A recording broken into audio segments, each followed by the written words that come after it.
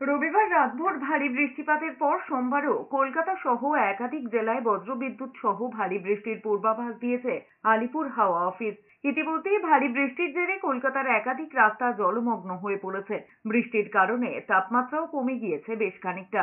সোমবার কলকাতার সর্বনিম্ন তাপমাত্রা 25.5 ডিগ্রি সেলসিয়াস। হাওয়া অফিস জানিয়েছে, বৃষ্টিপাত জারি থাকবে হাওড়া, পূর্ব এবং পশ্চিম মেদিনীপুর, ঝাড়গ্রাম, পুরুলিয়া, বাঁকুড়া, মুর্শিদাবাদে।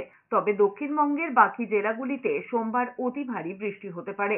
মঙ্গলবার ভারী বৃষ্টির সতর্কতা রয়েছে বাঁকুড়া, পশ্চিম বর্ধমান, বীরভূম, মুর্শিদাবাদ এবং নদিয়ায়। জলপাইগুড়ি, দক্ষিণ এবং উত্তর দিনাজপুর এবং মালদায় বিক্ষিপ্তভাবে বজ্রবিদ্যুৎ সহ বৃষ্টি হতে পারে। বঙ্গোপসাগরে ঘূর্ণাবর্তর ফলে সাগরের ওপর ঘন্টায় 35 থেকে 45 কিলোমিটার বেগে হাওয়া বইছে। দমকা হাওয়ার বেগ কখনো কখনো পৌঁছে যাচ্ছে ঘন্টায় 55 কিলোমিটারেরও বেশি।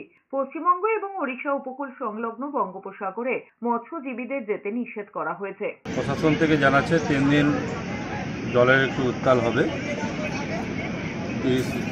50 থেকে 60 কিলোমিটার বেগে ঝড় হাওয়া বইবে। সেই নিয়ে তারা মাইকিং করছে। আমরা দোকানদারকেও সবাইকে বলে দিয়েছি যে সবাই যেন সাবধানে থাকে এবং দোকানপাটগুলো একটু দূরের দিকে সরিয়ে দিই।